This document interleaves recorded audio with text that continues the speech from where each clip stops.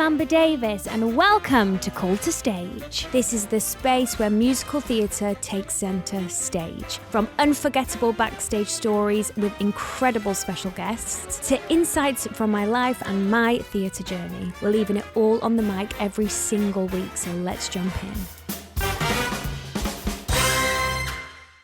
Hi guys, welcome back to Call to Stage with me, Amber Davies.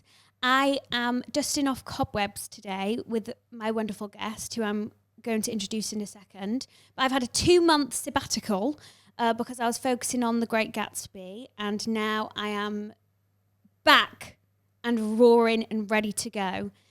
So I would like to bend my knee to the king of theatre, Mr. Simon Lipkin. Right. The king? The king. I was talking to your fiance about you Oh, a God. few days ago because I was doing my research on you. Yeah.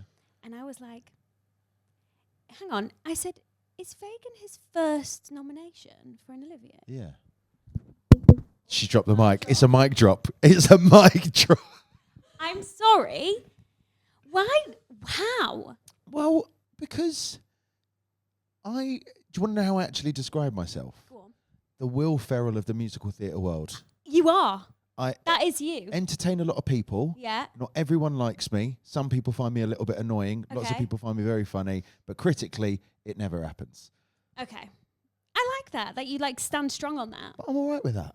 I know what I do. I'm an all right actor. Oh, No, but it's Simon, all right. I think I can do funny. you can do funny really I well. can do funny. You can do heart. You've got heart. I saw your Olivier performance, and I'm yet to come and see Oliver. How dare you? I know. Do you know what else I haven't seen yet? Because you've got like 3 weeks left. I know. I do. At time of recording. Yeah. Let's get the first question out of the way because I ask this to everyone because Right. I find it such an interesting question. As Fagin, Yeah. have you got any quirky or like odd pre-show ritual that you do? Yeah, there's a couple of weird ones. So I'm not really much of like a get into character kind of guy. I always feel like you should just do all the work in the rehearsal room. Yeah. And then it will just be there. Yeah. And I'm also not a good enough actor to find like a completely different character to myself. So it's always just like a version of Simon. Yeah. I like And I that. think that's all right. Yeah. Like some people really take themselves out of it and do all of that. It's just not. I'm not good enough to do that. It's not how I get there. But I put on the costume and the wig and the I wear a thing on my head, a little hat called a yarmulke, which is like a Jewish hat. Yeah. And we can get onto it, but the Jewishness of Fagin was super important to me. Yeah. Just because it's always been a little bit of a slightly anti-Semitic part, the way it's been portrayed and stuff like that. So in my little yarmulke, I have my Hebrew name, Shimon ben Mordechai, embroidered into the hat. Oh my God. I just asked the costume designer, I was like, can you put that in there for me? So every time I put the wig on and then they give me the hat, and there's a thing that you do with certain bits of Jewish clothing. And I should also point out, like, I'm Jewish. Like, I am fully Jewish, but I'm like just mainly in it for the food and the money. Okay, Jewish. Like, yeah, Jewish. Okay. Do you know what I mean? I like the celebrations. I like all the bagels and the bagels and the snacks. Everything to do with the actual religion. I'm like, everyone just do what you want. Yeah. But I love how honest you are. yeah. Simon Honest Lipkin. But the culture and the race, that's super important. Yeah, that's in your DNA. Yeah, right. So I have my little Hebrew name, Shimon ben Mordechai, in my hat. So it's Simon, son of Matthew. That's your Hebrew name. And I just give it a little kiss, and then I put it on my head, and then it's like, here we go. Just a little connection with that That thing. is the cutest pre-show ritual. Thanks. And meaningful. Yeah. And so you. No one else. That is you. Weird, isn't it? Weird. Lovely. Wow. Heartfelt. Yeah. And also, anyone that will come to watch the show after listening to this will know you do that. Yeah, guys, I know what's in that hat. I know, he just kissed that hat. He's kissed that hat. He kisses that hat with his little hands every day. My heart. Now, before we get on to like all the bits and bobs, Simon said to me, I've never really met you. No, I've worked with your sister. Yeah, do you not remember? I've seen you. We had a picture. I came on stage after Elf. Oh! Yeah. Yeah. I remember that. Do I remember you? that. Well, I do now. I do now. I didn't before we were sat here, but now I do. Yeah. Yeah, you came back with Ben. Yeah, we had a picture. And you had a little picture on stage. I loved that. Yeah, it was really sweet. We'll talk about Elf. And there's also, I saw you another time and I honestly wanted the ground to swallow me up because I walked into Neurotour. Yeah. And it's kind of where a lot of the West End performers go for physio and all that malarkey. Yeah. And like in my mind, because I've seen you on stage and I know your fiance, like I know you. Yeah. And you were sitting down, I had my hat on. I remember you were in a tracksuit, you had a long trench coat on. Hi, are you okay? And I thought, oh my God, he doesn't even know. I knew exactly who you were. I was overthinking But then you were out the door, so I was like, well, that was nice. She was very enthusiastic with the hello, but then she left really quickly. I did. So maybe she was just she's polite. She knows my missus. She's being polite, but she's out the door. She doesn't want to have a conversation. I was like, why did I just do that? He doesn't know me. Why did I? And then the whole way, like when I was walking to Tottenham Court Road, I was like, why did I just do that? Is it idiot? Phenomenal. Phenomenal overthinking. Yeah, phenomenal. Well, that's good. Well, next time we're in Neurotour, after we both had a rub down, just say hello. Yeah, I will. Just say a little hello. Hello, mate. And now I'm going to his wedding. Yeah. That's which we're very exciting. I want to chat about that. All right. So you trained at Arts Ed. I did. How many years ago? Too many years ago. I'm almost dead. It was quite a long time ago, and I only stayed for a little bit. Oh, did you? I went at 16 years old to Arts Ed, 2 years before most people go to a drama college, and I just hated it. Did you? Every fibre of my being, I hated it. Why? Why do you think? Because it was very dance based, and I can put one foot in front of the other, but I don't want to dance. You don't want to technically. No, you don't want to be doing pirouettes from the corner. I don't care. When I get dizzy, I've got motion sickness. Like every time they'd be like, and spin and turn, I'd just be like, oh, I feel sick. I need to sit down. Yeah. So also I was quite a fat kid. So like wobbling around in tights is never good for a 16-year-old self-esteem. No, it's not. No, it's not. It isn't. Awful. Anyone's self-esteem. Yeah, exactly. Drama school, I don't think is good for. But especially when you're in a group of, how many of you were in your year, and there's all that. A lot. But also I was too young. I wasn't mature enough. But I was also very strong-minded in that.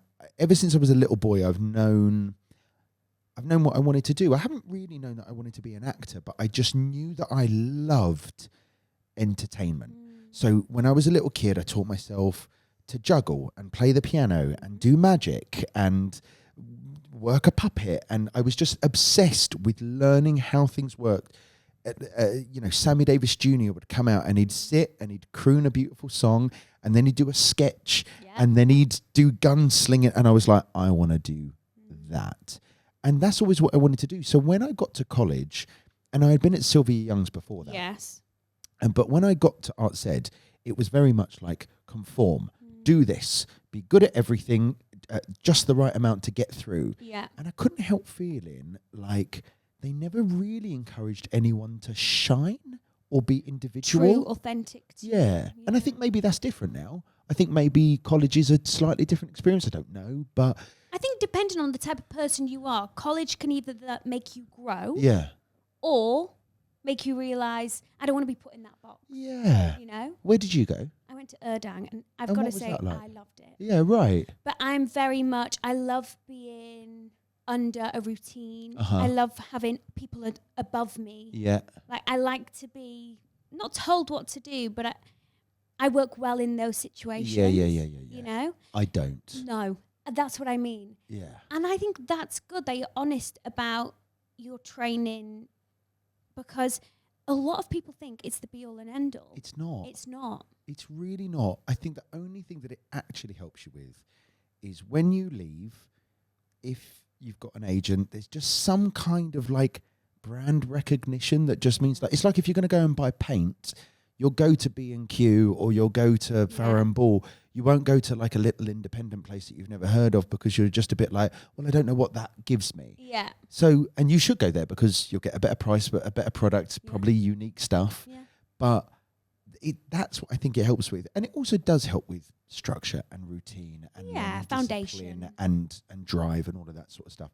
But at 16, when you're a cocky little boy. And a Sylvia young boy. Yeah, but they really nurture individuality. Oh, do they? Oh my God, everything is, who are you? And it's all all of your drama classes are I swear, everything that I have achieved is thanks to Sylvia Young. Oh, I love that. To that woman, that incredible woman. I was at a really posh school doing too many GCSEs in Latin and Greek civilization. I was meant to go to Oxford and be a lawyer and do all of that, which I know, but it would have been so much better for Georgina because she would have been in a really lovely house with security. Imagine. Yeah, but she'd been with a lawyer. Yeah, we wouldn't have met though. No, I wouldn't be coming to the wedding. No. I wouldn't have had you there, all of the lawyer people. But all of that, and I left, and Sylvia, I was bullied, and I was just good. You're bullied not because you should be, but you're bullied because you're just different to the normal group of boys. And I got to Sylvia's, and she was meant to, after a phone, I didn't know this until years later.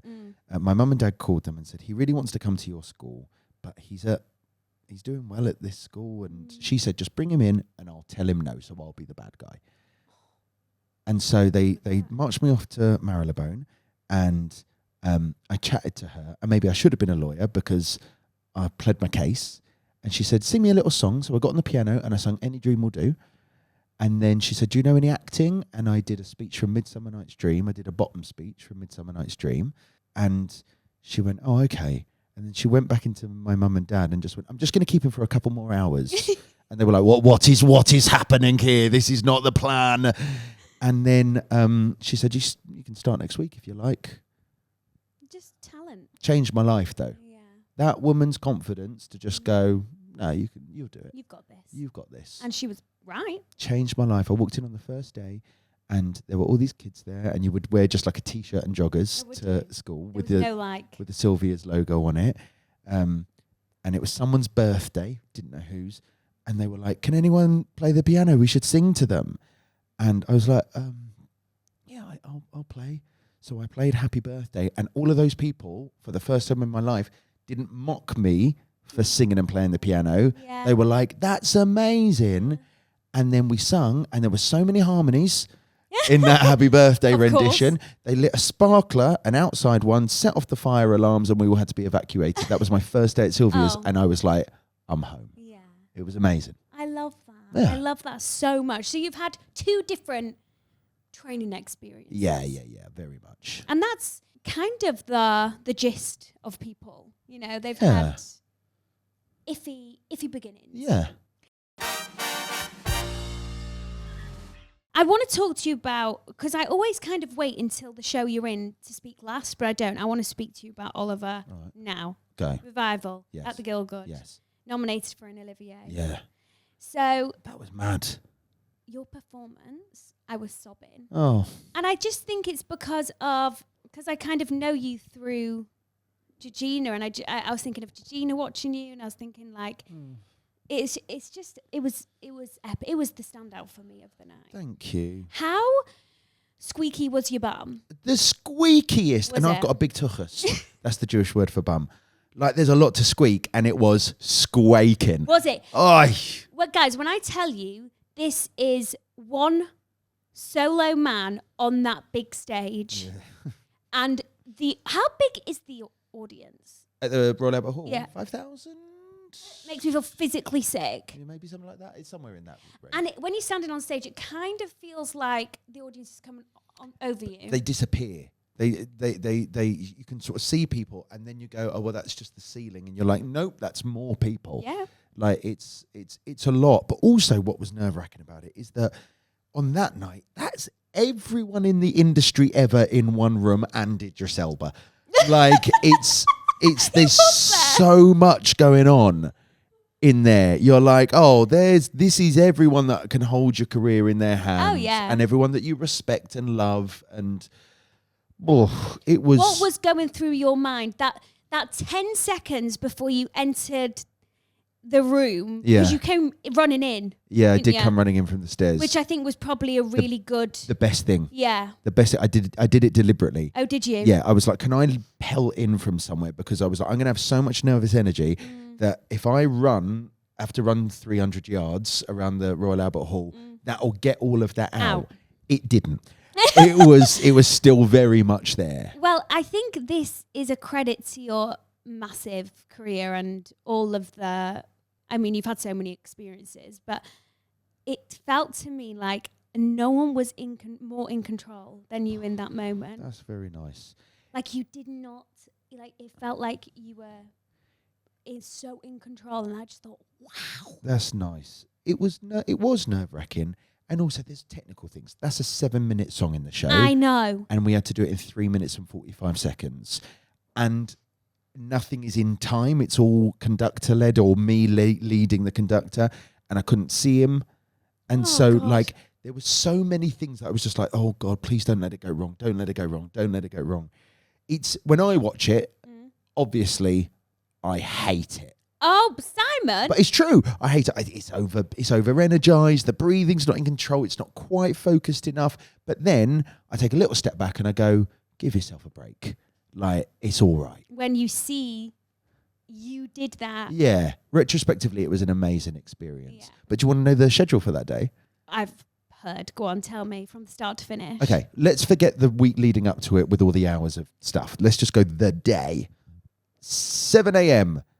Leave for the Royal Albert Hall. This is after a double show on the set. This is after the double show on the set. So I've done 7 shows and full days of rehearsals for it leading up in the week. 7 a.m. Head to the Royal Albert Hall. Get there about 7:45. Get into full costume and makeup. Tech. So do that full song a few times. Wait a little minute. Do a dress rehearsal. So do the song again. Get on a motorbike. Get back to the theatre. Show's pretty much already started. The overture's playing. They're like, did you do a Sunday? I went and did the matinee. So get back to the theatre. Someone was just waiting with a bagel, the food of the Jews. And so ish. And then so bagel, Fagin, matinee, finish the matinee. By this point, slightly bleary-eyed. Yeah. Fagin, all the dirt and the muck and the wig and the hair, all of that off. Desperately try and get red carpet ready. Throw on my suit, back on a motorbike to get me back in time because the show finished with only about 15 minutes of the carpet left. Okay. So back on a motorbike, of which I've never ridden on the back of a motorbike. I've always ridden on the front of a motorbike. Okay. Quite a weird experience where you are sort of quite nervous. You've got your legs wrapped around a man that you've never met before. And every time he brakes quite hard because he's going fast, you are essentially entering him every time that motorbike puts its brakes on. And so you're thinking, I don't know you. There's nothing wrong with this because I'm cheating on my fiance. I'm cheating on my fiance. We're just 2 guys on a motorbike. It's fine. But that's happening. We get there, walk the carpet. Not many people are interested in me because Georgina's next to me she looked stunning. And I was like, well, rightly so. Take her picture, backstage, clothes off, back into Fagin, full dirt, full all of that, run to the back of the auditorium, do the performance, sit down, lose to John Dalglish. What a day in my career. Lose to John Dalglish. Lose to John Dalglish. Rightly so. He is like the man's a theatrical god. If I'm the king, he's the Messiah. But it was a hard category, Simon. It was a big category. I was also nominated opposite one of my best mates, your co-star, Jamie Moscato. Yeah, both first-time nominees, thinking, well, we either both need to lose. So thank God John won. Because that would have been awkward. Because he's a groomsman. You're all coming. The entire cast of The Great Gatsby is coming to my wedding. Well, that's a day in the history for you. Yeah. So, but honestly, by the time that I sat down after it, I was so tired that when we got to the actual awards, also, I had a speech from Cameron in my pocket if we won the Best Revival Award that he had written that I would have had to go and give. So I've got him to sign that. We'll keep that one for a few years down the line. But yeah, it was a busy old day, but retrospectively, amazing. One to remember. What's also mad is that you spend 20 years going, I don't care about awards. And then the minute you get nominated for one, you're like, I care more than anything in the world about awards. I know, but I think there's a danger in winning. Yeah. Yeah. I think there's a danger in winning. Do you know why? I had Sam Tutty on. Yeah. He won Best Actor for... During COVID, wasn't it? It was during COVID. Dear Evan Hansen. And he won it. Yeah. And he said, I really thought he really thought it was going to kind of change the trajectory of his career. Yeah, and it didn't. It's not a thing here. It's amazing, and the recognition's lovely. The recognition is incredible, and it doesn't take. They're incredible to win anything. To have anyone go, "We loved you." That's a lovely thing. Just like when you walk out at the end and they all clap for you. It's a lovely feeling. But in America, they like if you're just a nominee, it's like okay, things are changing now. Yeah. But here we're like, yeah, I guess don't get too big for your boots. Yeah, we don't care. But then the norm, you deserve. Phenomenal. You deserve. It's phenomenal. More than anything. Phenomenal. You know. Phenomenal. What was the audition process like for Fagin? It all happened in a week. I went in. I met Matthew and Cameron. I had a chat about what I might want to sort of do with it. Okay. Which I was a meeting then. It was, a meeting and an audition. They're all the same thing. You all end up singing and then just waiting by the phone, whether it's a meeting or an audition. So it doesn't really like. But yes, it was more of a. We did some stuff. Okay. We chatted lots. We did all of that, and then Cameron called me to his office, just for a little chat. Cameron is the most hands-on producer. He loves to be involved. And he cares, which is also why he's Cameron Mackintosh. Yeah. Because he deeply cares. So we chatted for a couple of hours, sat in his office. Because he gave me my big break when I was 19 doing Avenue Q. Yeah. And so we'll talk about. We'll get back to that. And then I went in and we essentially did an X Factor boot camp final. Wow. So there were 2 Fagins, 2 or 3 Nancys, 3 Bill Sykeses, and they were like, right, you with you and you, you and you and you. Okay, switch it round, you and you and you. That's my worst nightmare. Do you know what? It was actually quite lovely. Was it? Because you were like, I'm definitely getting it. No, but the talent was insane. Was it? Who was there? It was insane. But actually, what's quite nice about it is that you go, that thing of like, I've got to go in there and I've got to do this once and it's got to count and I've got to make it work. You're like, no, I'm here for 6 hours and I'm going to do this 20 times. Yeah. So let's enjoy it. So let's just work. Let's just go to work, which is, I believe, how you should audition. Yeah. You shouldn't walk into any room thinking, I need to prove myself to you. You should walk into an audition room and go to work, for one. And you should go to work in exactly the way you want to do it. Might not work. Might not be right for them. But you walk out of that room going, this is how I'm going to play this part.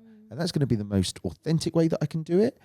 And the realest way, and you're going to get the most out of me playing it this way. If this ain't what you want, that's fine. That's fine. Yeah.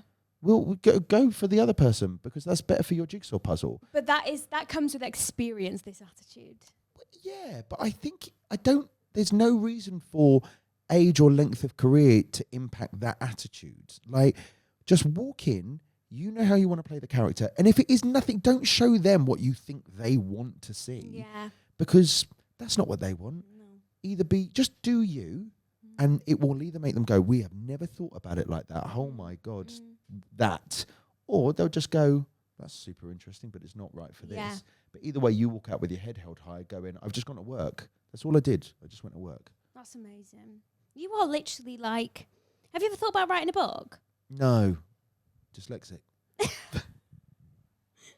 I'll do an audiobook. That would be amazing. It'll be the first audiobook that isn't based on a book. Yeah. Which is a podcast. Yeah. Oh, yes. Right. No, don't bother. All right. OG Cast Avenue Q. Yeah. That's a bit mental, that. That was a good one. And that was your first big break, like you just said. That was a big one. I'd done Joseph in the West End before that, but that was OG Cast. Right place, right time. Yeah. Could do the voices, could work a puppet. That was for you. That was for me. That was for me. That was for you. That was not 1 week's audition. That was months. That was 11 auditions. And puppet schools and voice schools because of all of the extremes that we had to do. And that's where you met John Robbins. That's where I met John Robbins. That cast was the most amazing cast because there were so few of us. Yeah. John Robbins, Giles Terrera, MBE, Julie Atherton, our understudies in this show. This is the thing, it's even the understudies. My cover was this guy, he's sort of just drifted off, called Luke Evans, the movie star. was my What? cover. Giles's cover was Matt Henry, MBE. John's cover, Gabriel Vic, Mrs. Doubtfire. What? Claire Foster leading was in the cast as well, covering Julie playing Mrs. T, doing all of that stuff. This cast were like you wouldn't believe. Would you put in your bio on Instagram, Yeah. Luke Evans was my cover once? Do you think that'd be a nice thing to do? Yeah. Yeah, all right, then we'll do it. Should we change it now? That is the biggest I've ever heard. Who's it good for? You. It's not. It's not. I'm John sorry. Roberts' wedding. Yeah.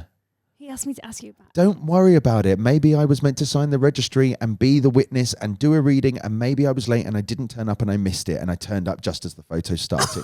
Next question. Okay. He's my best man. Whether he wants to turn up or not is on him. All right? Let's not fall out over a Okay. podcast. He said, ask Simon about my wedding. I Yeah, said, okay. of course he did. Elf. Yes. I mean, I saw you. Yeah. What did you think of my wig? No, Simon, I just don't think you understand.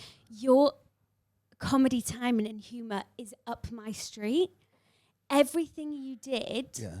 like, I was hysterical, belly laughing. Like, British comedy. Yeah.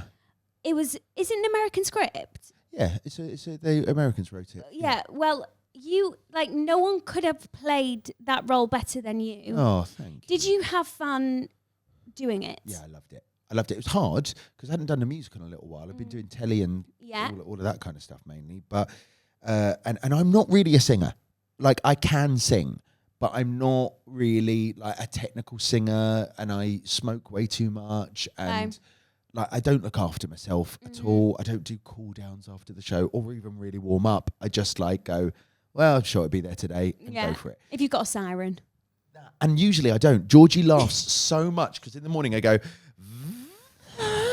like that's what comes out. And I'm like, it'll be fine. And she's like, I can't. So it was amazing. And they let me play around with the script a little bit. They trusted you. And rewrite that. I do that. Did you rewrite? Yes, but everything was through the Officials. incredible writers. I would write down everything and write like line options and send it to them, and they'd be like, we like this, this, and this. You know what's going to work with the British audience. I just also, in that way, I like to just look at something and I'm like, well, if I'm going to do it, let me do it. Yeah. And sometimes you get scripts where you're like, oh my God, this is perfect. And sometimes you're just like, this is an out and out comedy. And I reckon there's a joke missing there and a joke missing there and a joke missing there. Instincts. Yeah. And as long as you're respectful about it. Yeah. And don't just be like, I'm going to do it whether you like it or not. Yeah, it's the attitude towards it. Yeah. So like with Cameron, I've rewritten loads of Fagin stuff. And done little bits of improv and ad lib, but I just run it all past him and I would write it and I would give it to him and he would go, I like that, I don't like that, I like that. And then we go from there. It's and like then after a while, they trust you. Yeah. And then away you go. But Elf was fun with your sis. With my sis, so Simon did it with Jade. Yeah.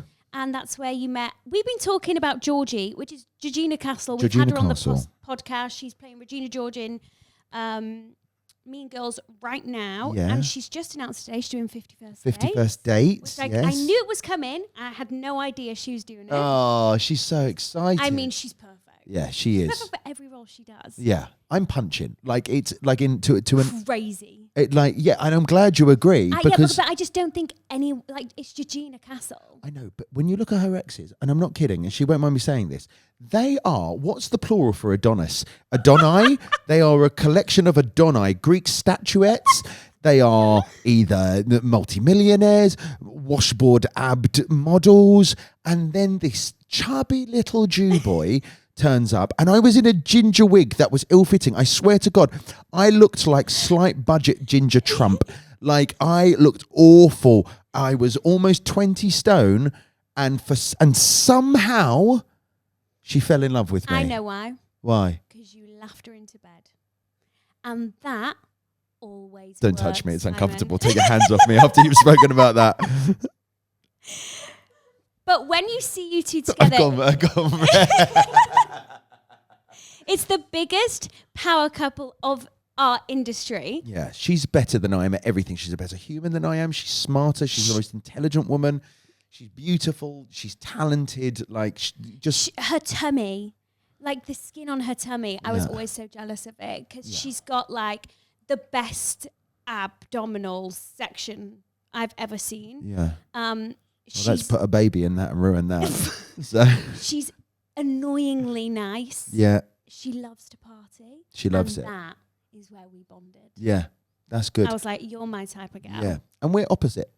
Are you? I just want to be left alone. Really? Oh, just leave me. I want to be at home with a magic book and a cup of tea and a bit of telly, and she can go out and have the best time in the world, and I'll give her a cuddle when she gets home. Oh. That's great. You go do your thing. Have you got a brother? Yeah. Is he single? No, he's married. Oh, wait, I'm married too. You are. Are you married?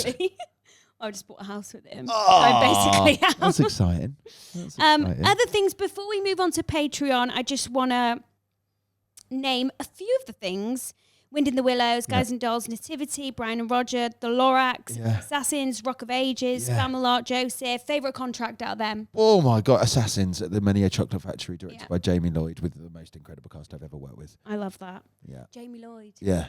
Legend, isn't he? Yeah, very cool. Very cool. Very cool. Very I don't cool. think I'll ever be in one of his shows, but like I love watching You never know. This is the thing about Jamie Lloyd. He just will be like you. Okay. And he's just, because he's just got it in his mind. Yeah. So you never say never. Okay. Well, thank you so much for listening. And I have got the funniest questions to ask Simon for our Patreon listeners. So see you there. Okay, bye. Bye.